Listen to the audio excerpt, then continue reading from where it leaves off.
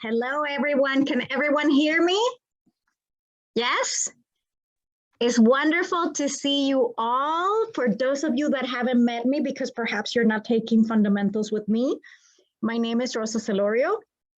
I'm an associate dean at the law school, and I actually work a great deal with LLM students, and I also direct the International and Comparative Law program. It's been an absolute pleasure to really meet many of you throughout, orientation activities, and it's wonderful to have this opportunity to also share with you, some insight on studying techniques and different elements and strategies that our students have actually used over the years to succeed at the law school level. Okay. So just so you know, this workshop is also being recorded. So for example, if there's anything, that you would like to follow or study further, or you want to rewatch, just let me know, and I'll be very happy to share the recording with you as well. Okay. But we're going to focus on a number of topics today. One of them is tips on reading cases. I'm actually going to talk to you a little bit about, case reading and give you some strategies of how to do case reading and how to adapt to doing case reading. Case reading is probably one of the most challenging aspects to adapt to, when you're working with our US legal system, especially if you come from a system that's outside of the common law, right? Where you don't necessarily have case law as a major source of law. I also wanted to talk to you a little bit about case briefing as well. And one thing that you should know about case briefing is that even though case briefing is not the main tool that you will use to study for your exams, case briefing can be very practical for you to prepare for your classes. Many of our classes have Socratic method, which means that professors randomly call on students, and ask them to discuss specific cases as well. Okay. And outlining is very, very, very important. It's probably the most important thing that we're going to be discussing today. And outlining is a technique in which you basically summarize a lot of the legal principles, and case law that you are going to be discussing in your classes, but you also absorb the rules and that legal rationale, and basically those rules and rationale that you are going to be applying for specific cases in the future, especially in exams at the law school level, in which you're going to be doing issue spotting as opposed to memorization, and other kinds of exam taking that you may have become used to, in other educational settings. I also want to talk to you a little bit about plagiarism. Your legal research and writing classes will address plagiarism. And the reason why we talk so much about plagiarism is because we do have a problem at the law school. We do have a lot of students that actually do plagiarism per year, so I just want to make sure that you know what our policies are, that you don't incur plagiarism. I think you're smart enough not to do this. I always tell students, when you do plagiarism, it means that you don't trust your own writing, right? So we'll talk a little bit about plagiarism. We're also going to talk a little bit about research papers, and research paper writing. Remember that most of you are LLM students, so you are required to complete 24 credits before you graduate with any of the LLM degrees, and most LLM degrees do require you complete an 8,000-word research paper. Most of you will do this in the context of a class, or you will do an independent legal writing, right? So it's a good idea to talk a little bit about what we mean, by research paper writing. And I also wanted to share with you some success strategies and also give you the opportunity to ask some questions about studying techniques as well. Everybody's hearing me okay? Yes? Wonderful. Yes. Wonderful. Thank you. So let's talk a little bit about how to read a case, okay? So we can start with one tip that I always give all of my students. I always tell students that the first time that you're reading a case, you might have to read it more than once, okay? Especially those first few cases. For example, in a first read, you can focus on the story. You can focus on absorbing the facts of the case. In the second case, you can focus on the legal rationale and reasoning of the case. It's important to break it down. Like, I think one of the most overwhelming things for students is when you read a case for the first time, you try to absorb everything at once, and I do think that that can be very challenging. So that's why I always say do several reads and focus on something different on each read. So for example, the first read, you can focus on the story. The second read, you can focus more on that legal rationale.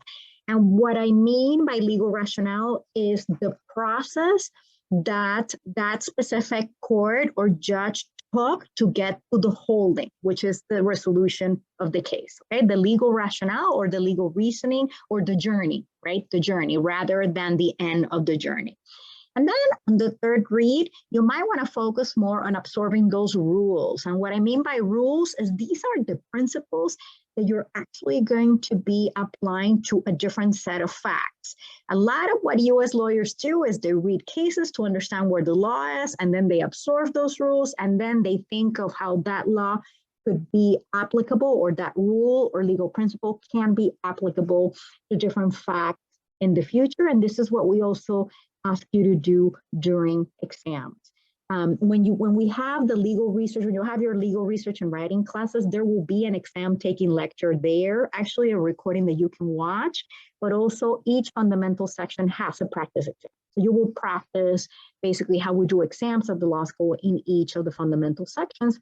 And on the fourth read, you can actually look at all of the case components.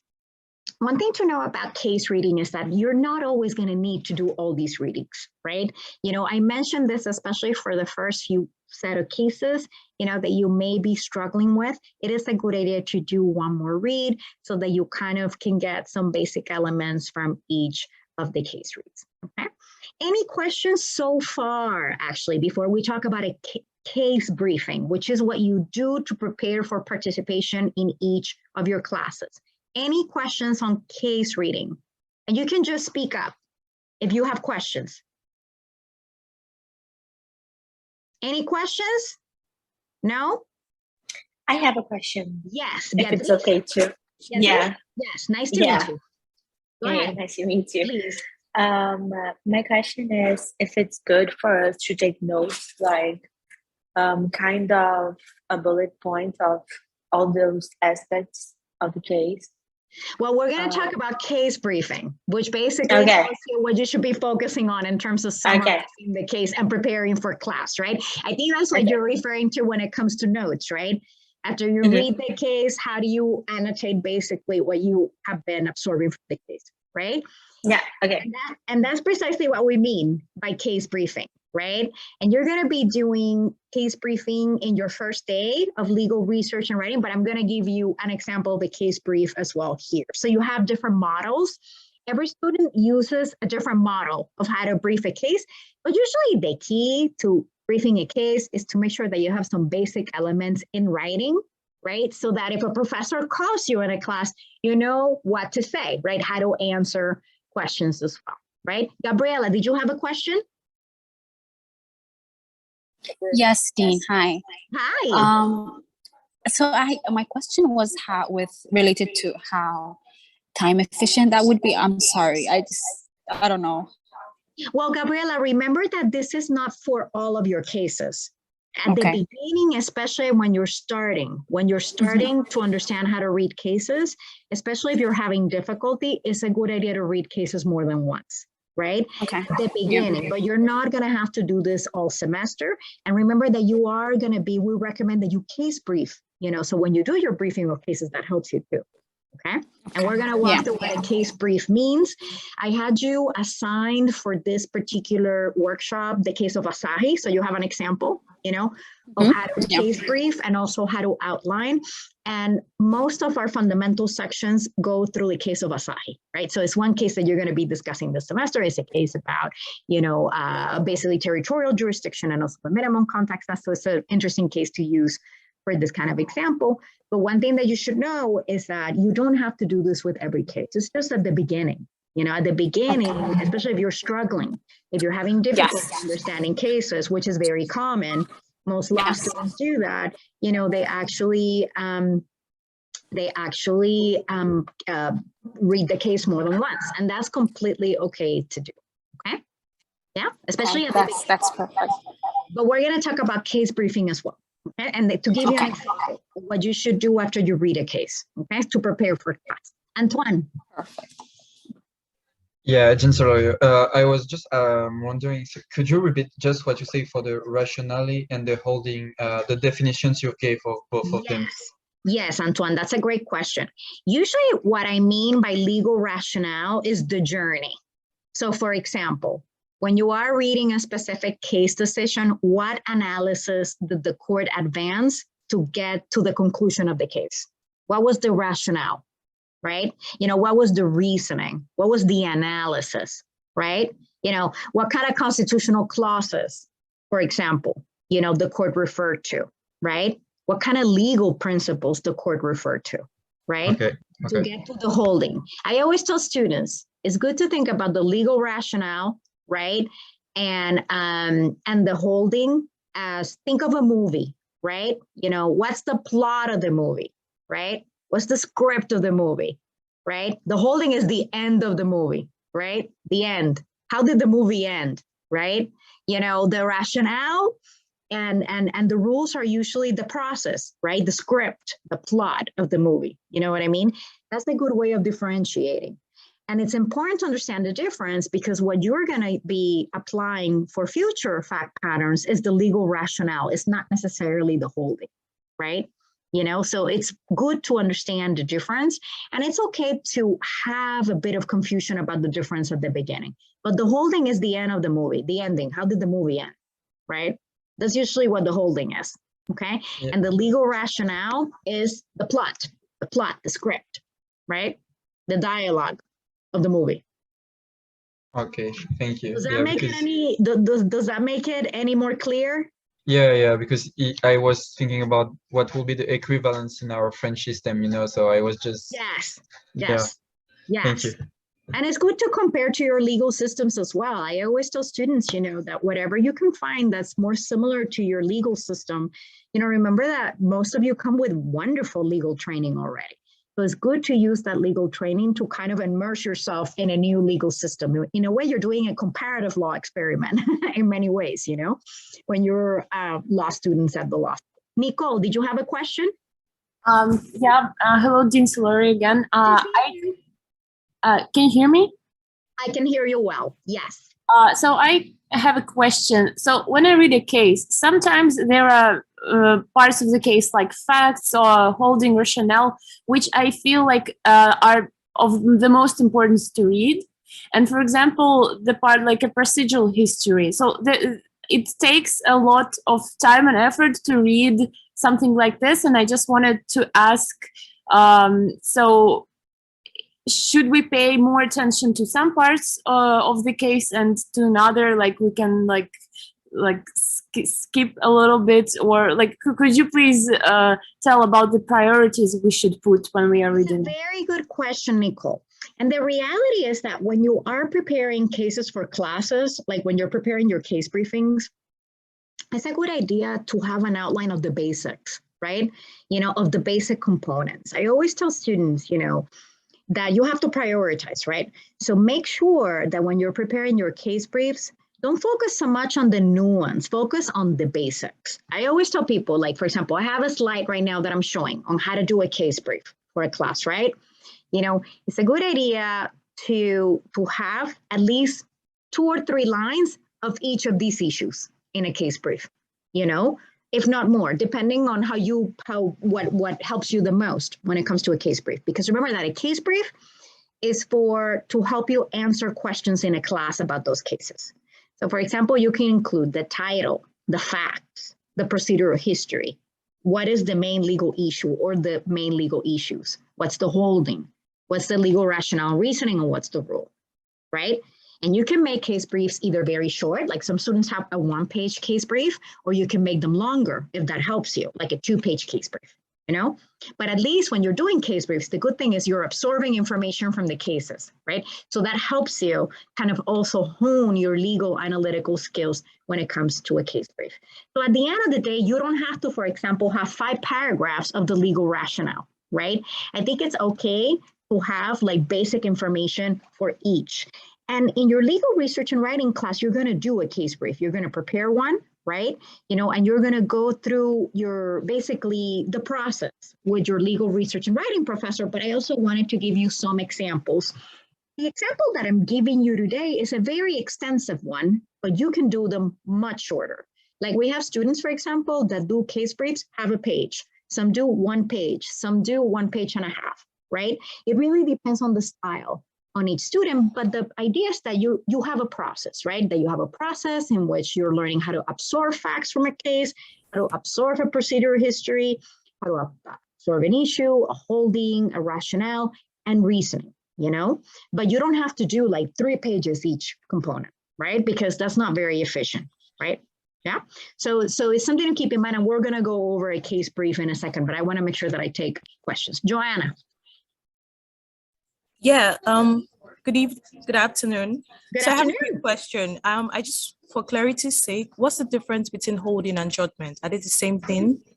Holding is basically the judgment is the decision as a whole. Okay. Right?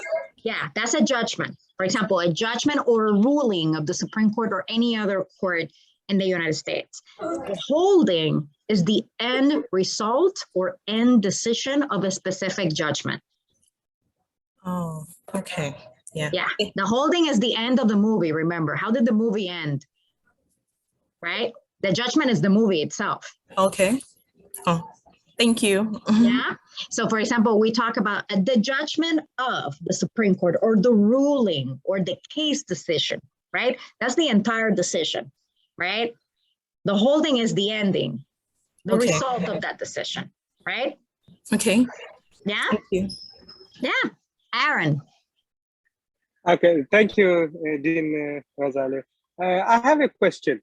My Yes. question is on the facts. Yes. So when I read, like sometimes I read those newspapers or articles emanating from the Supreme Court. Uh-huh. Whenever I see the majority decision and the dissent, Uh-huh. sometimes they brought 2 separate facts to support their reasoning. So Well, their usually, rationale. are you referring to the syllabus, which is the summary of the decision, and then you have the Yes. majority opinion? The syllabus Yes. is just a summary of the decision. So The actual decision is when the majority opinion, where the majority opinion is, when you have the name of the main justice that authored the decision, right? This justice delivered the opinion of the court, and then you have the opinion. That's the actual opinion. yes. The summary, what you see at the beginning is kind of like a summary or a syllabus, a summary of the decision. So you do have to read basically the majority opinion to know what the decision really was. Okay. Okay? Okay, So it's not thank two you. different set of facts. Okay. Thank One you. is more of a summary of the other one. Okay. Thank you. Yeah, great question. Yes. Okay. Thank you. Any other questions?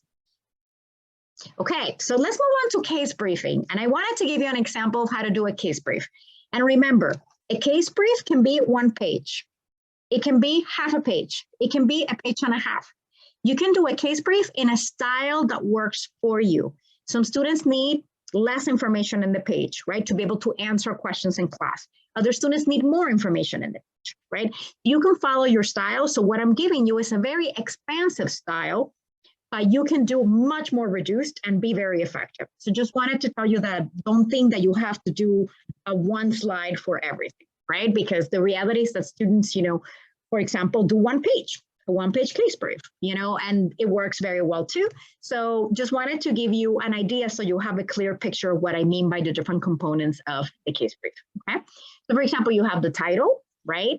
And it's a good, along with the title, to put also, the site so that the court that issued the case. There are some courses like fundamental issues in US law that a lot of what we discuss are US Supreme Court decisions, but you are going to be in a lot of courses that is not just the Supreme Court, that you're going to be discussing all these decisions from lower federal courts and also state courts. So it's a good idea to put the case citation so that the tribunal or the court that issued that specific decision, right? And then in terms of the facts, the important thing is the basic. I always tell students, that there's always a tendency to kind of get caught up in the nuance and the details. And the reality is that those basics actually, is the most important, to be able to grasp that basic story, that basic procedural history, and then the basic elements of the legal rationale. You can focus on the nuance after you grasp those, right? But just make sure that you don't lose sight those basics. So for example, in the case of Asahi, just using it as an example, you can note, that this is based on a motorcycle accident. You have the death of the wife of Cirker, and he was injured, right? And he claims what he's claiming, that there was an accident due to a defective tire, tube, and sealant, that this is a product liability action, right?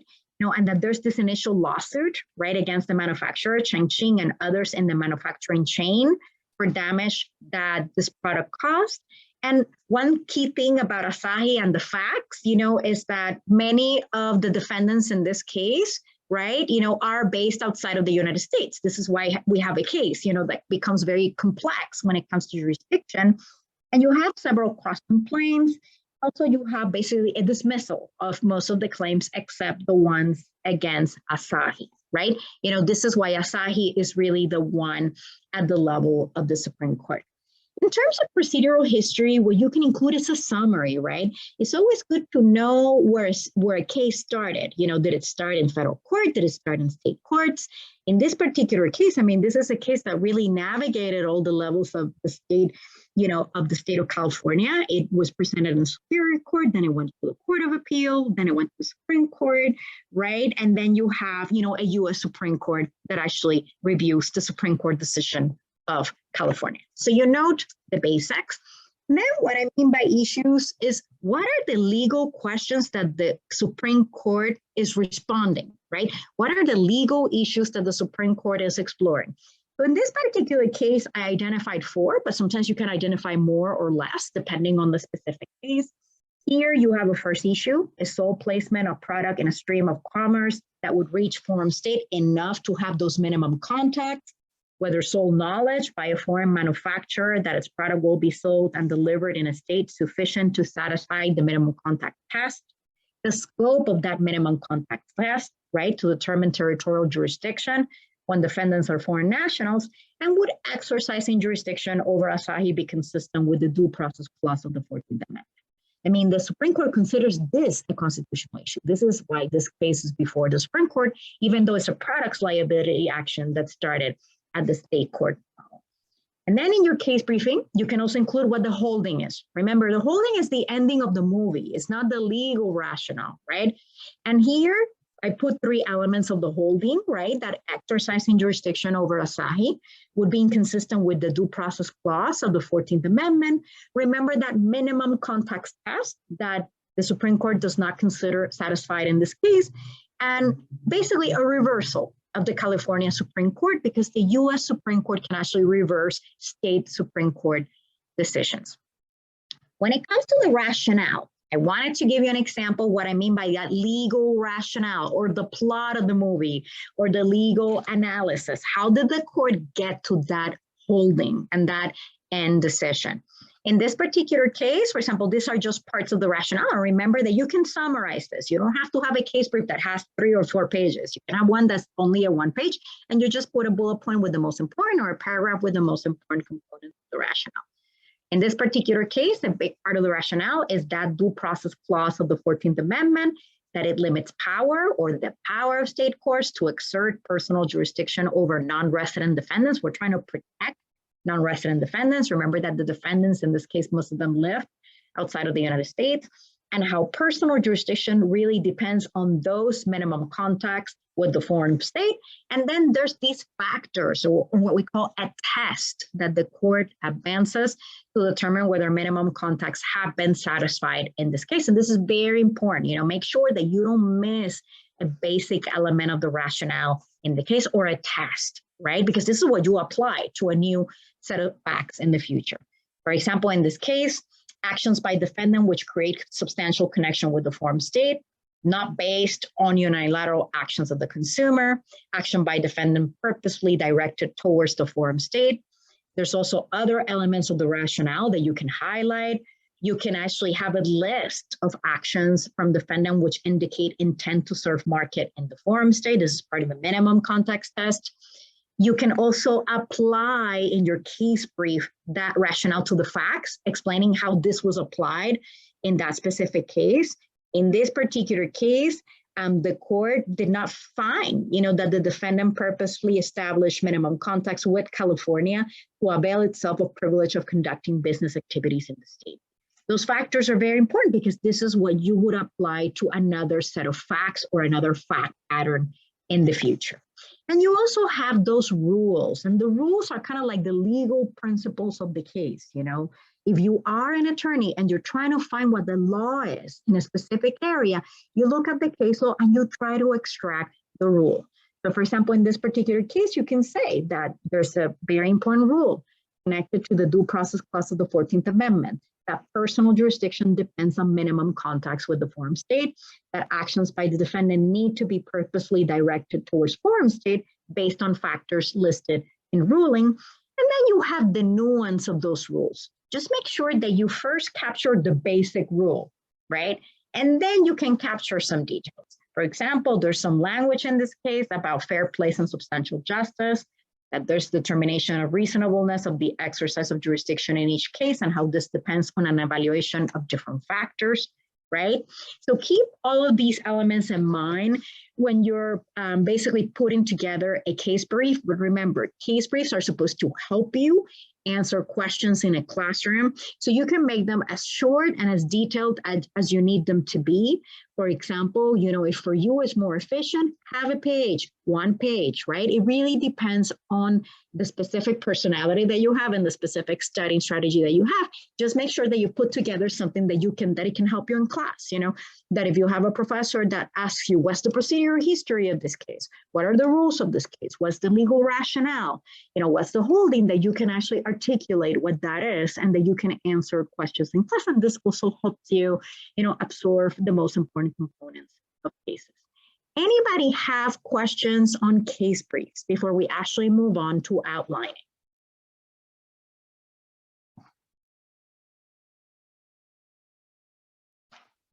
Any questions? I see Aaron has his hand raised. Aaron, do you have a question on case briefs? Yes. So can we say the procedural history as the historical background of the case? It goes beyond that though, Aaron. It goes beyond that. Like sometimes you have historical background of a case, and sometimes you have procedural history means through, for example, where did the plaintiff file the complaint, right? Okay. Where did the case begin?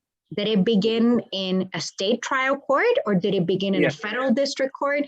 Like it's good to understand the procedure that a case followed in the legal system, Okay, so that means those are the cases, those are the courts where the case come from. Exactly. That's usually what we mean by procedural history. But Aaron, you asked a very smart question.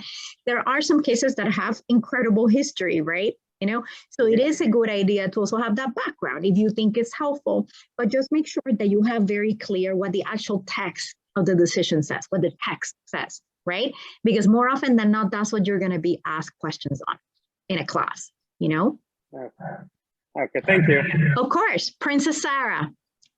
Hi, Dean. I was just about to ask related to that procedural history of the case. I was just about to ask if should we focus on the procedural history of the case, or should we know how did the lower courts decide on that specific case, or is it necessary that we should just focus more on what the Supreme Court has held in a specific case? Because I'm not sure here in US, but sometimes here in our country, in the Philippines, we were usually asked, how did the lower court rule on a specific case? Because sometimes it is it has something to do with the ruling of the Supreme Court.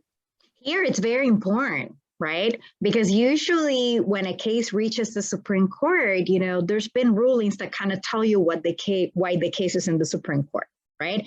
Like sometimes, you have different rulings from state courts or different rulings from federal courts on a specific case, right? You may have a conflict between the circuits, on a specific case, It's good to kind of have an idea of why that case is in a higher court, right? Yeah, okay.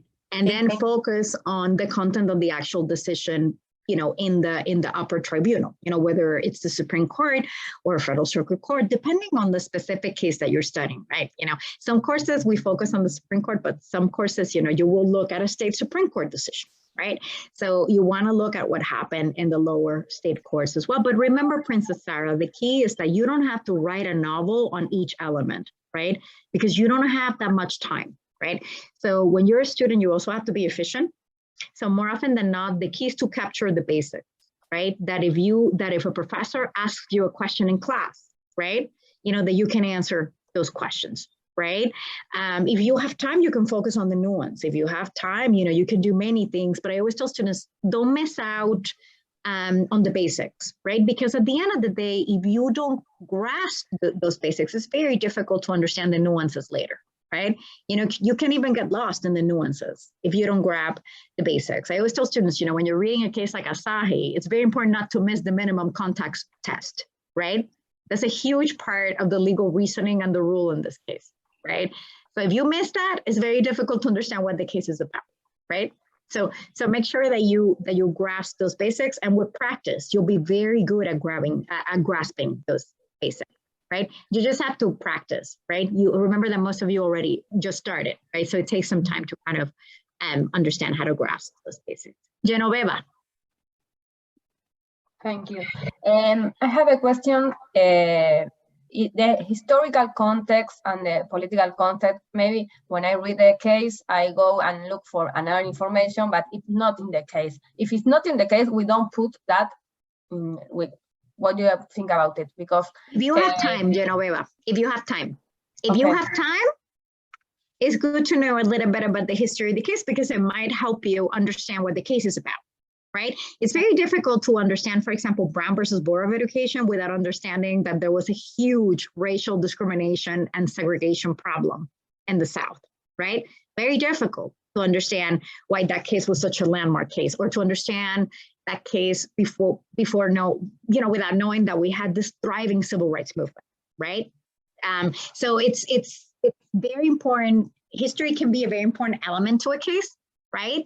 Or for example, it's very difficult to understand what Dobbs is, right? A case that was just ruled by the Supreme Court, right? Without kind of understanding what Roe v. Wade is, right? So sometimes you do need that background, but what I always tell students is start with the text of the decision, right? And if you have time and you already think that you have the basics, you can do outside research. It never hurts, right?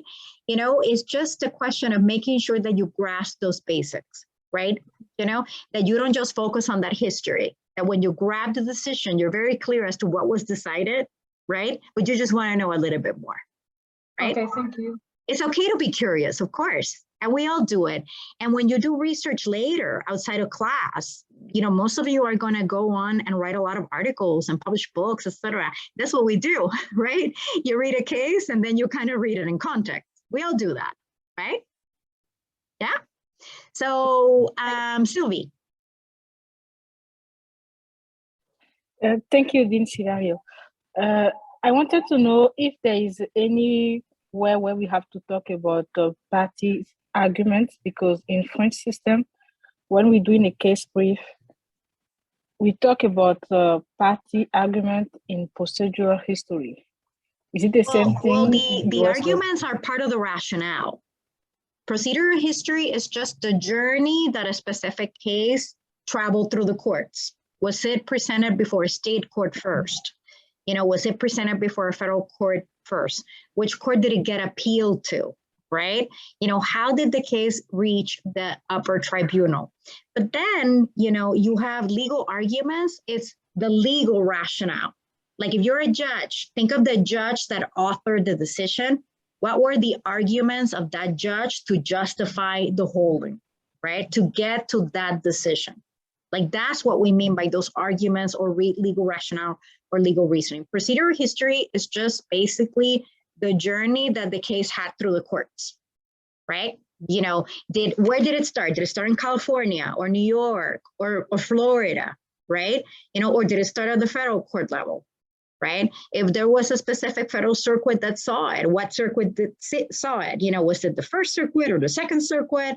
We have a lot of circuits in the United States, right? That's the procedural history. I think by what you mean by arguments is if you were the justice writing that decision, what were your arguments to get to that holding, right? You know, that's the content of the case. Procedural is procedure, the path of the case before the courts in the United States, okay? Anwar. Yes. Thank you. My question is, sometimes we see some case judgment are so long. In that cases, is there any standard practice by applying that we can figure out what is the holding, what is the reasoning of the case, and what is the ruling? Because sometimes we really get lost when the judgment is so big and so complicated. So in that case, is there any established practice which we can use to figure out what are the to figure out the reasoning and the rule and the My best recommendation is sometimes you have to read it more than once. And there are cases in which even with 20 reads, Anwar, you don't necessarily capture the entire case, even for experts, right? So you do your best in understanding what the text of the case says, right? You know, if you think it helps you, you can look at some outside history of the case as well. But you start with that text, right? That text is very important. And Anwar, sometimes there are cases, like for example, tomorrow we're going to be discussing Baker v. Carr and fundamentals, that we're still trying to understand Baker v. Carr today, right? So keep that in mind, that it's not just you, right? And sometimes the text is not as clear as it should be, right? But you start with the text. And that's why it's good sometimes to read more than once, you know, to read more, you know, to read the case more than once. And Anwar, there are some cases that even if you read them 50 times, you're going to have trouble understanding them, right? So you do what you can, right? You do what you can as an attorney. And a lot of what our constitutional law expert professors do is they read cases several times, right? And they interpret them and they write about them and they read them again and they find something different every time they read. You know? So keep that in mind and don't get frustrated. You know, if you look at a case and you're like, oh, I've read this several times and it's still not working, it might be unclear. So keep that in mind. So it's okay also to say this is vague, right? You know, so just make sure that you get as many basics as you can. Okay? Yeah. Gabriela. Thank you, Dean. So I don't know if this is an appropriate question, and I'm sorry if you've already covered this. So if we're studying for exams or tests or something that we're preparing for, are there any tips? Like, do we have to remember everything, or the fact that we come up with like a case brief or an outline? Well, Gabriela, that's a wonderful question. And usually what we test you on in the law school is not memorization. What we test you on is your ability to apply rules to new facts, right? Mm-hmm. So it's very important, and this is what we're going to talk about outlining next, you know, that's the main tool to study, because an outline gives you the possibility of processing all of those legal rules that you have actually learned in your classes to apply them to a new set of facts. And in fundamentals, and you're going to be doing practice exams so that you kind of understand what I mean by applying rules to new facts, but also in legal research and writing, you're going to have a recording of an exam taking lecture pretty early on so that you see what an exam looks like and what we ask you to do in an answer. So there will be different exercises to do this, but the key is outlining. We always tell students that's the main studying technique in law school, and it's a tried and tested technique. And the idea is not memorization. The idea is for you to learn how to read those cases, absorb all this information from cases, and then to be able to apply this to new issues and a new set of facts, okay? So that's what we're asking you to do, okay? Yes, okay, and I think I have Amit. Very good evening, Dr. Dean Solario. My question is that sometimes we come across certain cases involving those laws or certain laws which may not be elaborately discussed in the case itself. So that demands ultimately an independent research regarding those cases. Well, remember that what you're being asked in class is to read the cases, right? Right. If you feel you need to do something on the outside, get more background, you can always do that. Just make sure that you absorb as much as possible from the cases that you are assigned. It's normal on me to read a case and not have the entire story. Completely normal, right? So you absorb what you can from the cases that are assigned. If you have time, you can do outside research, right? But just make sure that whatever is required reading in your class, you read very well, right? You know, and then if you have time, you can do outside research. But I always tell students, sometimes it's better that the case doesn't have so many details so that you focus on the basics and then you kind of learn the history of the case, right? You know, so just make sure that you don't miss out on what the actual text of the decision says, you know? Okay, thank you. Thank you. That you don't get too caught up on that background and then you don't necessarily understand the legal text or the legal rationale of a specific case. And yes, that often happens in our system. More often than not, when you review a decision, you don't necessarily have the full history in the decision, you know? Right. So that's important to understand as well, you know? So let's talk a little bit about outlines, because outlining is really our main studying technique. Case briefing is more to prepare for classes, to prepare for that Socratic method so that you can answer questions in class. Outlines, this is what you're going to be doing to prepare for your exams. And usually outlines, basically you are summarizing the concepts, the subconcepts, and the cases and the rules in the cases that you are going to be discussing in your specific classes. And a few rules of thumb about outlines. A lot of students ask me, why can't I just pull an outline from the internet? Why do I have to create my own outline? Because when you're creating your own outline, you're also training your mind to think like a US lawyer. This is what we do at the law school. We train lawyers to think like US analysts when it comes to the law. So when you're doing an outline, you have to process all of this. Basically, a lot of what you're processing in the case briefs, you learn and train your mind to absorb those rules, right? And this will make it easier to do application in the future to new sets of facts and new sets of stories. It's also really good when you are working on an outline to actually, organize it around the syllabus of your course, right? Most of the syllabi in your courses have an order when it comes to discussing the content, right? So you can, for example, organize your outline according to the concepts and subconcepts that you have in the syllabus. So for example, I'm thinking fundamental issues in US law that all of you are required to take. For example, some concepts of fundamental issues in US law, judicial review, political question doctrine, personal jurisdiction, courts, for example, and some concepts. But then you also have sub-concepts within those concepts. So for example, you have personal jurisdiction, subject matter jurisdiction, territorial jurisdiction, diversity, etc. And then you also absorb those rule statements from cases and you provide case examples also of those rules in your outlines. Okay? And remember, you're preparing yourself to receive a question from a professor with a different set of facts, and you're going to apply that outline to those set of facts, and you're going to be analyzing those set of facts. And we're going to go over this in fundamentals, and we do this in every one of our sections. In every one of our sections, we have a practice exam. So you will practice doing this, but for the moment, it's very important to understand and for you to start creating your outlines, okay? I always tell students, remember, when you're creating an outline, basics, and clarity are very, very important. An outline is something that you should be able to use in an exam later.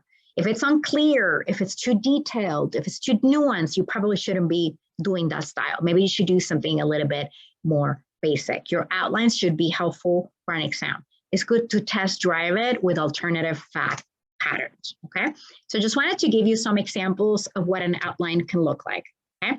So for example, in the case of the Asahi case, this is one of the cases that we discussed in our personal and territorial jurisdiction class, right? And fundamental issues in US law. So the basic rule, you can start with the general and then go to the more specific. The basic general rule of these cases, when you think of Asahi, when you think of J. McIntyre and the other cases that you have assigned for that class, is that in principle, courts have the power to adjudicate matters concerning persons present within their physical territory when a lawsuit is commenced. However, mere physical presence in a forum state where a suit is filed is no longer required, right? And this is where the 14th Amendment and due process clause of the Constitution comes into place. It protects foreign litigants from litigating in distant forum or litigating in US courts, right? When they're not based in the United States. It basically assures that states do not reach beyond limits as co-equal sovereigns in a federal system. Remember that at the end of the day, this is a system of checks and balances, right? And then you have that minimum context test or rule, which is a very important component of the Asahi case. And this is very connected to the 14th Amendment of the Constitution. Remember that usually if a case is before the Supreme Court, it's because there's some sort of federal question or constitutional issue, right? Even though the case originated in state court. So just a few elements of that minimum context rule. A person can be present in a state if sufficient minimum contacts, if there are sufficient minimum contacts, that the suit does not offend traditional notions of fair play and substantial justice. And I cite a background case there, a foundational case that even though we don't discuss it, fundamental issues in US law, it is in our readings, right? It is in the course packet, right? And then you have another part of the rule, a minimum context, is that a defendant must have pursued actions which create substantial connection with forum state, or what we call purposeful availment. And then you have this reasonableness standard in determining the territorial jurisdiction based on several factors. And it's good to include your case example or your case examples. What you discussed in your class were the sources of those rules, right? The cases that were sources of those rules. So in this particular case, you can include a summary of Asahi, right? You can include the facts, you can include the holding, and you can include the application of the rule. How was this rule applied in the Asahi case? In this particular case, remember that Asahi had no office, no property, no agents, no direct sales, right? No advertisement or distribution network in California. Basically, Asahi had merely placed product in stream of commerce, right? And that was not considered enough to find minimum contacts. If you have space and you think this is helpful, you can also include some rule details or what we call rule nuances. But remember to not forget those basics. For example, what's purposeful direction, right? Or purposely directed towards the forum state. And you include examples of intent to serve in forum state, right? Or serve market in forum state. Designing product for the market, advertising, establishing channels for providing regular advice to customers, marketing product to distributor, those can all be elements, right, in this assessment, in this analysis. You can also include conceptions of fair play and substantial justice as something that you see in the text of the decision, determination of reasonableness of the exercise of jurisdiction in each case and how it depends on an evaluation of several factors, the burden on the defendant, interest of the forum state, plaintiff's interest in obtaining relief, efficient resolution, and state interest in furthering social policies. This is just an example of what an outline looks like, but remember, outlines should work for you. So for example, it can be shorter, it can be longer. Just make sure that it's something that works for you. That if I give you an alternative set of facts, right, that in the future, you can apply the minimum contacts test. Remember how the Asahi case was about mostly foreign companies. Imagine if I gave you a fact pattern that has foreign companies, but also US-based companies as well. How would you apply the minimum contacts test to that, right? That's what we're going to be asking you to do in exams. So our exams are application-based, right? Which means that it's very important that your outline is something that you can use, that you can apply, that helps you do that legal analytical thinking. And they're not really so much about memorization, okay? So if you have to pick, I always tell students it's best to spend more time in outlines than case briefs, right? That's why I always tell students, you can do case briefs, but do them in a summary fashion. If this is easier for you, it's best to spend more time in those outlines as well. Okay? So some questions, I'm going to take some questions on this. Sylvie?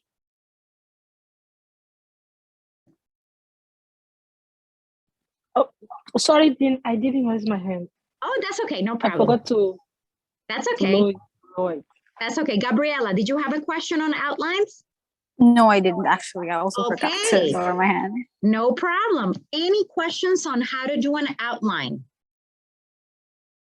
And remember, it's always better to do your own outlines than to pull them from the internet, because if not, you're not going through that legal analytical process. It's very good to have honed legal analytical skills before you do our final exams. Any questions on this? And please don't get overwhelmed. You can do this little by little. day by day. And remember, you can do them either longer or shorter. And most of our very successful law students that do really well in the law school do outlines. You know, they're very good at preparing outlines. Any other questions? Okay, Nicole. So my question, I don't know, maybe it's a little weird, but like, how can I make sure that I include the right things in the outline? And maybe I will pay attention to something that in the end doesn't really matter. Well, the thing, Nicole, is that there's no right way of doing an outline, right?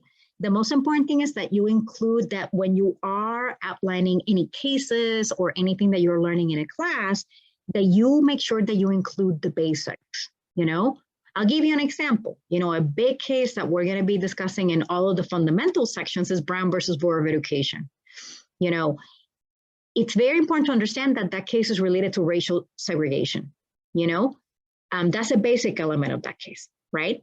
It's an equal protection clause case of the Constitution. You know, like those are basic elements of that case. So make sure that you don't miss on those basics when you're building your outline, right? You know, and I always tell students, focus on the foundations, and then if you have time, focus on the details, right? You know, there's a tendency from students to try to capture everything, right? And the reality is that at the end of the day, the key is to make sure that you have those basics. If you have time, then you add the nuances, right? You know, so keep that in mind when you're building your outlines as well. Everybody has a different style when it comes to building an outline, right? So it's difficult to say this is the right way of doing an outline or this is the wrong way of doing an outline. Just make sure that it's something that you can apply to a new set of facts, you know, like that. Make sure of that, you know. You may be, for example, in a criminal law class, and suddenly you have all these cases in which there was a warrant for a specific search. Imagine if the search was without the warrant. How would the rule apply instead, right? You know, that's the kind of thing that you want to see whether your outline would help you answer. And we're going to go over practice exams as well in these courses, right? So you'll have a better idea of what you're requested to do when it comes to exams. We have a practice exam in our fundamentals course coming up very soon. Okay. Migmar. Dean Serraro, I have a question now here. The first one is case briefing, and now this is outline. It kind of look very similar to me. So, I don't know, maybe this may sound a very stupid question, but are we preparing both or are we just doing either of one? We recommend that you prepare both because case briefing is to prepare for your classes. Remember, case briefing is just the main components of a case decision. So you can answer questions in your classes. Outlining is preparing for the exam. So outlining is a little bit more extensive. Yeah. So they're very different. Oh, okay. So one thing that I recommend, Migmar, is that I can send you this PowerPoint so that you sit down and kind of review them in detail, because you'll see that there's a lot of differences between the both of them. Remember, one is just about the components of a case decision. Another one is the rules, right? The rules, you know, and what you're going to be applying to a new set of facts in the future. Okay. So they're different, but we recommend that you prepare both. Oh, okay. Thank you so much. And I'll go in detail in your presentation then.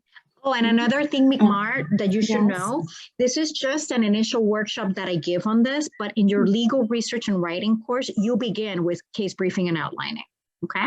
So you go over this in much more detail in those classes as well. This is so that you have this early on, right? Because many of you start your classes next week, but your legal research and writing professor will also cover this with you. So keep that in mind, that this is not the only outline and case brief that you're going to see, okay? Okay, thank you so much. Yeah, of course. Any other questions? Okay, so let's move on to plagiarism.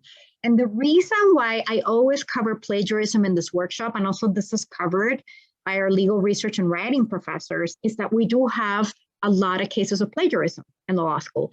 And basically what plagiarism means is representing the words, ideas, or text of another person as yours without proper citation. And we have very strict policies on plagiarism in the law school. You can be expelled from the law school if you commit plagiarism. This is a very serious issue for us. So this is why we repeat it so many times, you know, because the reality is that it is a very serious issue and it can have very, very dramatic consequences for you. And one thing that you should know is that you can commit plagiarism without intending to do so. You know, the law school is very strict about this. I actually sent, as part of the background of this workshop, the policy, our plagiarism policy, the academic integrity policy. So you review it, and the document citing responsibly, that kind of gives you examples of what plagiarism is. And also you will go over this in your legal research and writing class. And one thing that you should know is that plagiarism can result in your expulsion or suspension from the law school, among other very serious penalties. It can also jeopardize your career. There's a lot of high-level public officials in the United States that have lost their jobs for cases of plagiarism, even when they were in school. So it's very important to try not to fall into this trap. And basically, the main premise here is that if the language of what you're writing or the idea is not yours, it's very, very important to use proper citation and identify the source, right? And even if you paraphrase, you have to use proper citation and identify sources.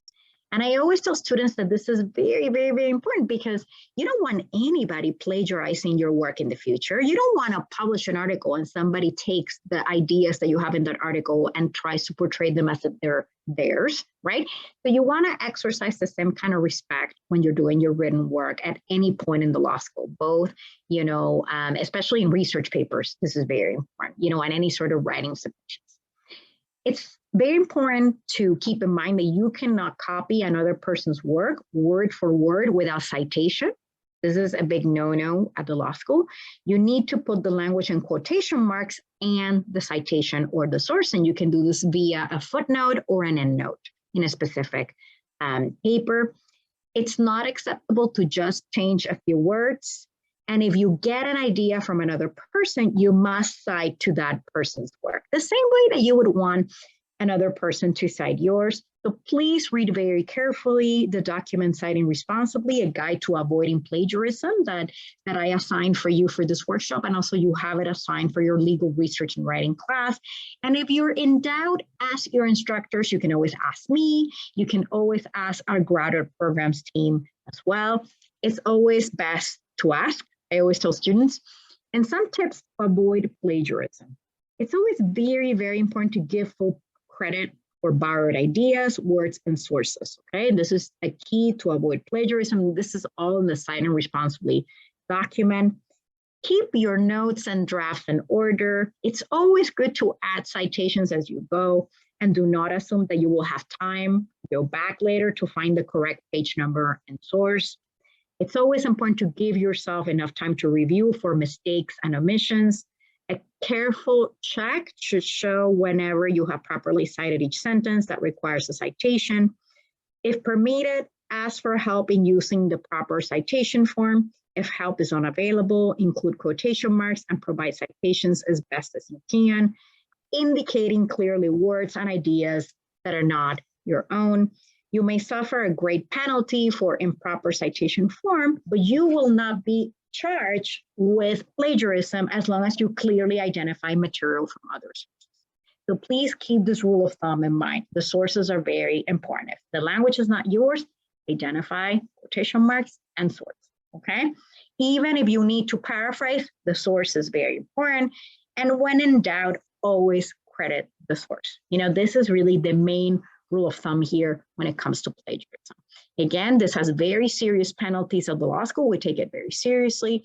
It will also be covered in your legal research and writing class, but I just wanted to introduce the subject so that you kind of start thinking about how to avoid plagiarism. And I always tell students, you're so smart, you're so talented. We actually accepted you at GW because we think you can do amazing work, right? So trust your writing, you know, trust your research, you know, don't incur in a practice like plagiarism, using other people's work without appropriate, you know, citation, okay? Sylvie, did you have a question on plagiarism? Yes, Dean, thank you so much. What happened when you do a plagiar without knowing? Because from my own experience, it happened that I write an article and I get it published.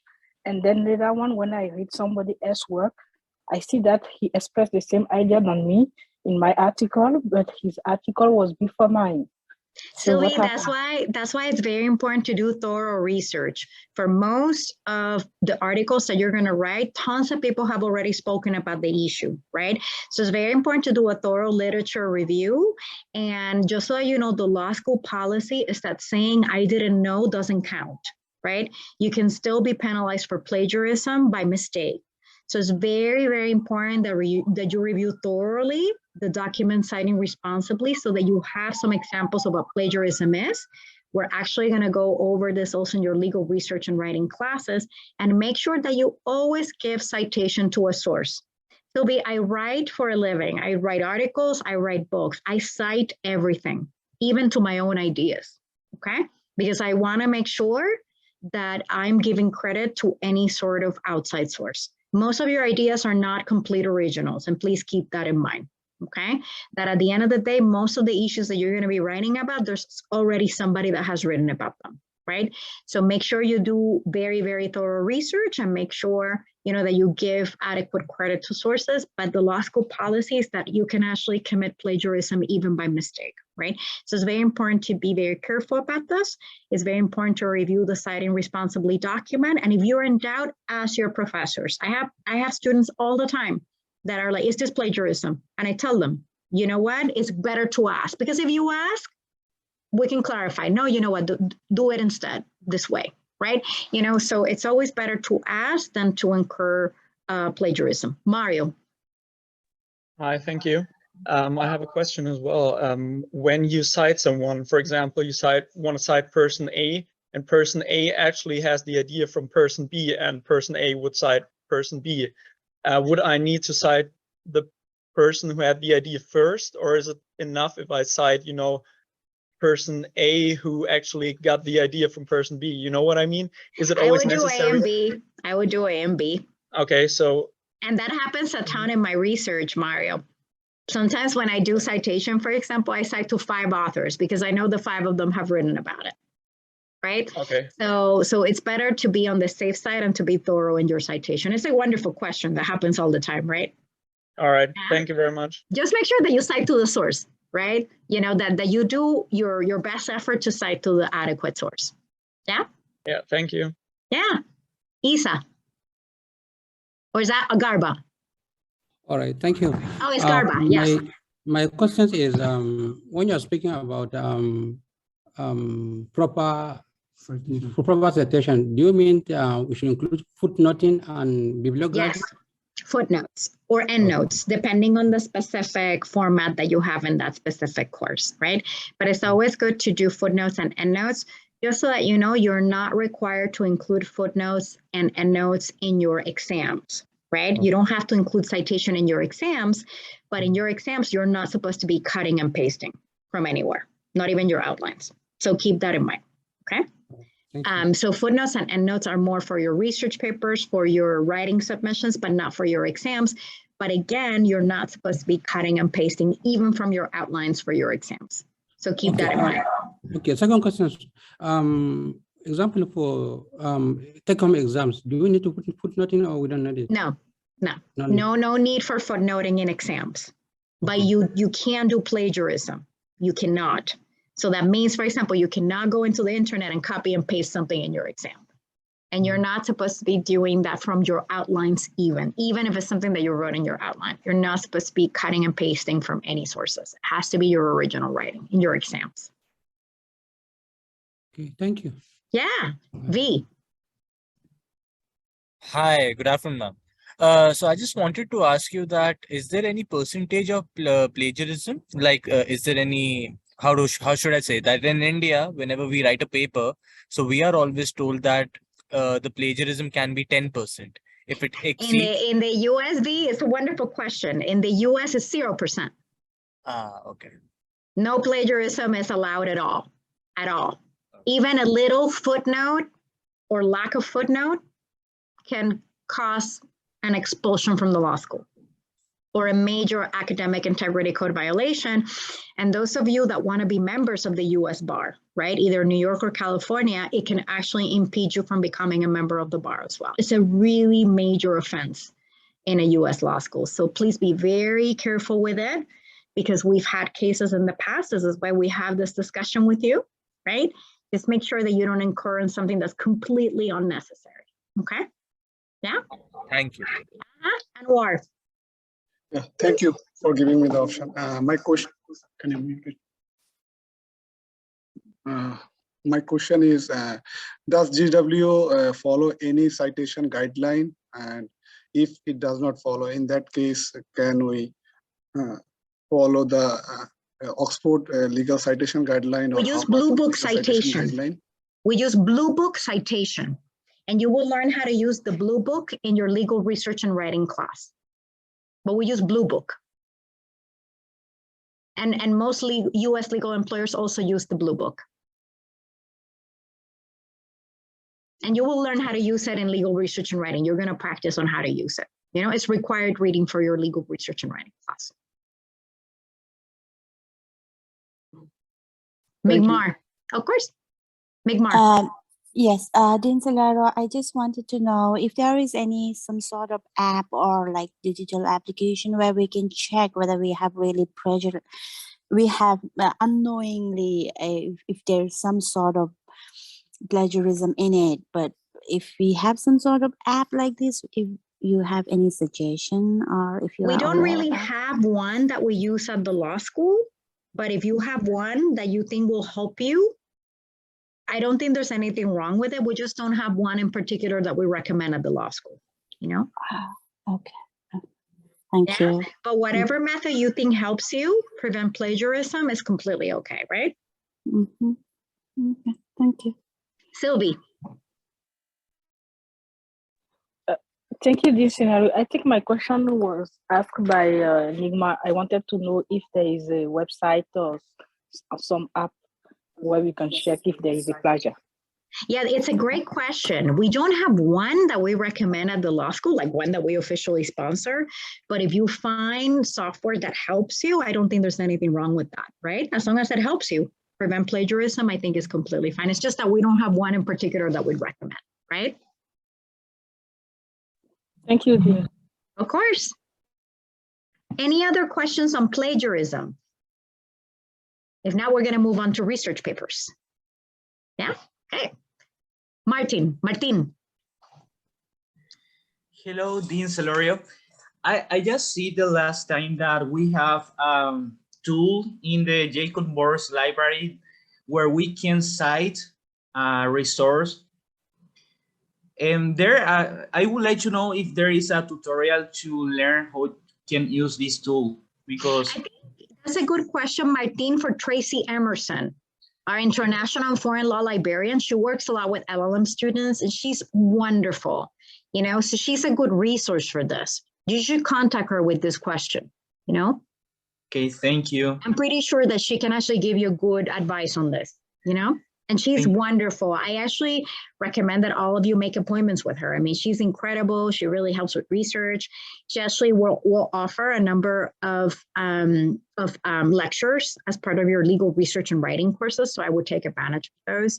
And her name is Tracy Emerson. She's really, truly wonderful. Thank you so much. Yes. Any other questions on plagiarism?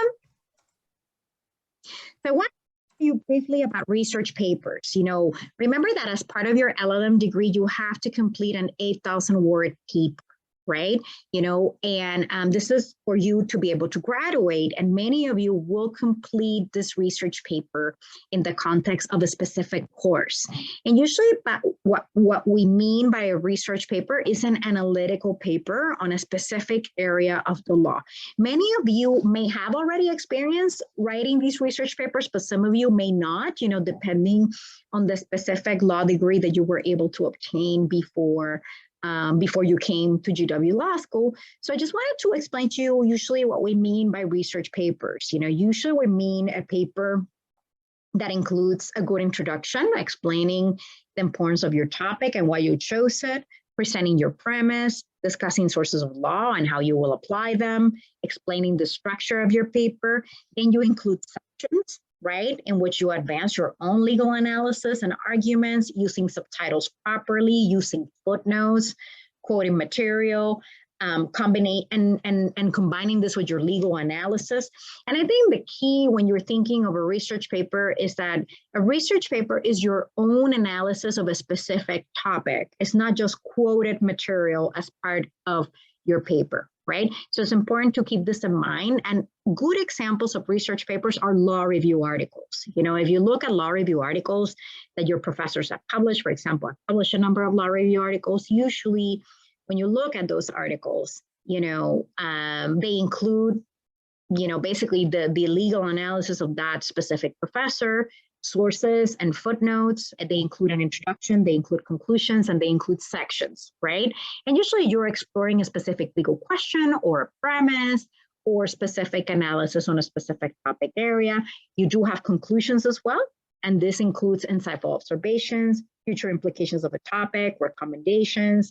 And the most important and the most key part, I think, of a research paper is clarity, right? So always try to be as clear as possible, you know, in the way that you're presenting your ideas, in the way that you're presenting your premises, your proposition, and your arguments, right? So when you think of research papers, think of these components. Law review articles are actually good examples, even though law review articles tend to be a little bit lengthier than what you're going to have to do in a class. You know, usually in a class, an 8,000 word paper is about 30 pages or more, you know, so, but they do give you kind of like a good idea of what a paper, a research paper in a class can look like, okay? Martin, did you have another question? No, Dean Celorio, sorry, I will lower my hand. I'm sorry. No problem. If you have doubts on how to prepare research papers, you know, one course that I would recommend is English Legal Drafting and Structure. You know, we created that course, you know, to give students another practice, additional practice on English writing, you know, and writing in different settings. It's in addition to your legal research and writing course that's required. So that can be a good course to take, you know, if you're in doubt as to how to prepare a research paper, you know, and you have some doubts as to that kind of structure and that kind of writing as well, okay? Any questions on research papers? No other questions? Do you have any other questions for me before we actually close this workshop? Yes, Mario. Yeah, I'm sorry. One other question. I don't know if I missed it, but all the, for example, the quoted material in the footnotes, etc., does it count to the word requirement of 8,000 words, or would that just be the text? It usually includes footnotes, the 8,000 words. Oh, okay. Yeah, so it doesn't have to be an addition. It can be included in the 8,000 words. Okay, well, and one word would also be like, for example, article or section, like, you know, like article, I don't know, 10 or something. So that would be 2 words. Well, it depends on how you're counting, right? But usually when we say 8,000 words, including footnotes, is you do a basic word count in your Word document, and it has to say 8,000 words or more, you know? Okay, and usually your articles are in footnotes, right? You can, it's part of your footnotes. Yeah, right. Okay. Yeah, so usually it includes footnotes. In my classes, for example, I teach 2 research paper courses. Usually is if it's for longer papers, is 8,000 words, including footnotes. Okay, thank you. Usually that's the key. Yeah, and the key, Mario, is what most of you have already been doing, right? That you have reached out to your professors to make sure that they accept 8,000 word papers, that they accept papers that are more than 30 pages, right? I mean, that's usually what's the key here, that you're not in a course where the professor only accepts 5,000 word papers and you're surprised, right? You know, it's always, and all of you have been asking, so that's good, you know, to make sure that they accept those papers, you know. And if you're in doubt as to whether any paper counts, just contact your program director, you know, to make sure that they tell you, they give you good advice for this, you know. Yeah, Sarah. Hello, everyone, and hi, Dean and Silaria. My Hello, question Sarah. is, thank you. My question is about the research papers. I understand that we have to write the 8,000 words, right? So does that mean 2 courses of research papers? Well, actually, it means 1 research paper. It's only 1. Okay. The second question is, it is definitely different than the thesis. So the question is different. Yeah, the thesis structure, is it the same as the research paper that the thesis is a much more intense endeavor. right? A thesis, you have to take the thesis courses during the fall and the spring, and a thesis is at least 100 pages, much more detailed paper with many more sources. This is why we usually recommend students that they stick to papers and courses, because it's very difficult to finish a thesis in 1 year, you know? Very, very difficult. So this is why, even though most programs allow for thesis work, you do have to plan thesis work very well. It's 100 pages is a big research endeavor, right? Much more intense than an 8,000 word paper, you know? Thank you so much. João. Hi, Dean Solorio. Good Hello. afternoon. Hello. I have two questions. One is a little bit, I mean, I think that's the easy one. Common knowledge, or I don't, does that fall into plagiarism? Common knowledge, I would cite to a source, Joel. Okay. I would. Okay. The second one, when you quote foreign doctrine or foreign legislation in another language, should the person want to translate that directly and make it on a footnote? If it's your translation, you can say translation of the author. Okay. If it's your translation, if not, you can cite the original source. Just make sure that you cite the original source, you know? Okay, thank you. But if you want to translate it, you can say translation of the author.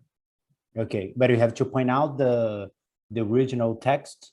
It's a good idea to do so. Okay, thank you. Sylvie. Thank you, Dictorio. My question is, according to your experience, 8,000 words, how many pages is it? Which one? The research paper. The research paper. If you are doing the 8,000 word paper, it's about 30 pages, something like that. But you want to do word count and Word in Microsoft Word. Okay. So make sure that you have 8,000 words. Okay. Thank you. I would do it just to be on the safe side. Okay. Thank you so much. Srishash. Hello. Hello. Yes. Am I audible? Oh, Yes. Yes. I'm sorry. I think the audio is not working. Yeah. I can hear you. We can hear you. Yeah, I can. Yeah. So, good afternoon, Dean Solario. Good afternoon. I just wanted to understand, would you suggest any tool for managing citations so that it, because when we research a lot of articles we come across, and so it becomes difficult to keep a track of what material we referred where. So, well, it's you as an author, you're supposed to keep track. So it's good to start getting used to that, right? That as you write, you basically include your sources and you keep track of your sources. You know, in any sort of writing, you're supposed to keep track of your sources, right? So I wouldn't leave that to software, actually. And most of us that publish extensively, we keep track of all the sources. Yeah. Even if you're working in a publishing house, the first thing that they do is they check all of your sources. And if there's any sort of problem, they come back to you and ask you, right? So it's good to get into the habit of like citing as you go when you're preparing a paper and keeping track of your sources, right? So what would you recommend for it? Which softwares would you recommend for it? I don't use software for that. I keep track of my own sources, and most professors do. Okay. So it's a habit, right? When you're writing a specific paper, make sure that you include your sources and the page numbers, that you don't leave that for the end, you know? I think one mistake that a lot of students make is that they write the entire paper and they don't include sources. And that's very daunting afterwards to have to include all of the sources after. It's best to do it as you go. And that way you already have the sources and the page numbers and you're just editing, you know, doing basic editing, right? Thank you. Of course. Any other questions? Amit. Again, my question is, if someone is writing a thesis paper, would he also require to write 2 research papers? Well, in your case, you're doing thesis, right? So you don't have to you don't have to do the 8,000 word requirement. You just have to complete your thesis and take thesis 1 and thesis 2. All right. Thank you. Yes, you're doing that. So since you're doing thesis, you don't have the 8,000 word course requirement, right? That's for students that are not doing thesis work. All right. Thank you so much, Professor. Yeah. And what we always tell students is that if you're going to do thesis work, you have to be very organized and seek an advisor early on. Take the courses thesis 1 and thesis 2. You know, you have to be very organized. Don't leave it for the last minute because it's very difficult to complete a thesis before May. You only have 1 year, right? So keep that in mind. No, and I wasn't only referring to you, I'm referring to all the students, you know, that it's a good idea to organize well if you're going to do it, right? Sure, Josh, do you have another question? No, Dean Silario. Okay. Any other questions? Yes, Dean Celorio, I have a question. Yes, Anwar? Yes, and Martin. Oh, no, Martin. Yes, go ahead. I would like to choose 3 subjects, 3 courses that includes research paper. So my question is, do you think that is a good idea? Is possible to make it, or is too much research papers? And It depends on the student, Martin. Yeah. Like I always tell students, you know, it really depends on how comfortable you feel, you know, with writing that kind of writing submission, how much experience you have writing those submissions. And if you are going to take any sort of research paper course, it's a good idea to organize very well, right? So don't leave the writing to the last minute, you know, make sure that you meet deadlines, that you don't request so many extensions because you don't want to be at the end, you know, really struggling, you know, with papers and final exams. You know, if you're going to do it, the important thing is that you organize very well, right? And it depends on your comfort level when it comes to writing, right? Okay, thank you so much. Of course. Anwar. Yeah, thank you again, once again. My question is, before taking the research paper, do we have to submit any literature review so that the supervisor? It depends on the course. You know, usually if you're taking a research paper course, the first thing is to make sure that they accept 8,000 word papers and make sure that you review the syllabus in detail so you have clarity of the submissions that are requested, you know, by your professor. It really depends on the professor, you know, what they require before the paper, you know. So it's not a requirement to submit a literature review. It depends on the professor, right? There might be a professor that does want to see that, right? Okay. As a submission before your final paper. It really depends on the professor, you know. I usually, for example, in my paper courses, I asked students for an outline, right? And a topic abstract, for example, before seeing, you know, a first draft. So it depends on the professor, you know. Okay. Thank you. Yeah. Any other questions? No?